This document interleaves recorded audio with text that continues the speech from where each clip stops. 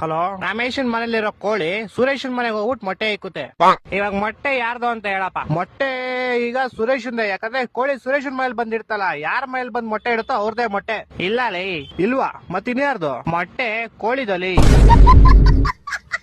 ಈಗ ಒಂದ್ ಆನೆ ಈಜಾಡ ಕೆರೆ ಒಳಗ್ ಹೋಗುತ್ತೆ, ಆಚೆ ಹೆಂಗ್ ಬರುತ್ತೆ? ಹೆಂಗ್ ಬರುತ್ತೆ? ಹೆಂಗ್ ಹೋಗಿರುತ್ತೋ ಹಂಗೆ ವಾಪಸ್ ಬರುತ್ತೆ. ಇಲ್ಲ ಲೇ, ಮತ್ತೆ ಯಾವ ಆಗ್ಬಿಟ್ಟು ಆಚೆ ಬರುತ್ತಲೇ? ಹೊಟ್ಟೆ ಎಷ್ಟು ಉರ್ಸ್ತಾವ್ರೋ ಆ ಭಗವತ್ನ ನೋಡಿದ್ರೆ. ಒಬ್ಬ ಹುಡುಗ ಪ್ರತಿ ವರ್ಷ ಅವ್ನ್ ಬರ್ತಡೆಗೆ ಉಂಡಿಗೆ ₹1 ಆಗ್ತಿದ್ನಂತೆ. 60 ವರ್ಷ ಆದ್ಮೇಲೆ ನೋಡಿದ್ರೆ ಅದ್ರಲ್ಲಿ ಬರೀ ₹12 ಐತಂತೆ. ಹೆಂಗೆ ಅಂದ್ರೆ ಅವ್ನು ಯಾರ ಚಪ್ಪಲಿ ಇರ್ತಾನೆ ಎತ್ಕೊಂಡಿರ್ತಾನೆ. ಇಲ್ಲ ಲೇ, ಮತ್ತೆ ಅವ್ನ್ ಬರ್ತಡೆ ಫೆಬ್ರವರಿ 29 ಇತ್ಲೇ. ನನ್ನ ಮಕ್ಕಳು ಒಂದೊಂದಲ್ಲ.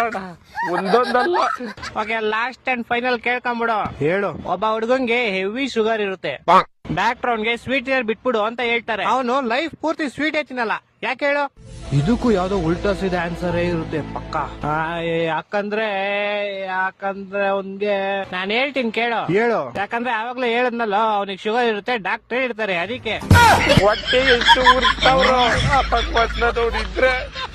ಸರು ನಾಷ್ಟ ಮಾಡ್ಬೇಕು.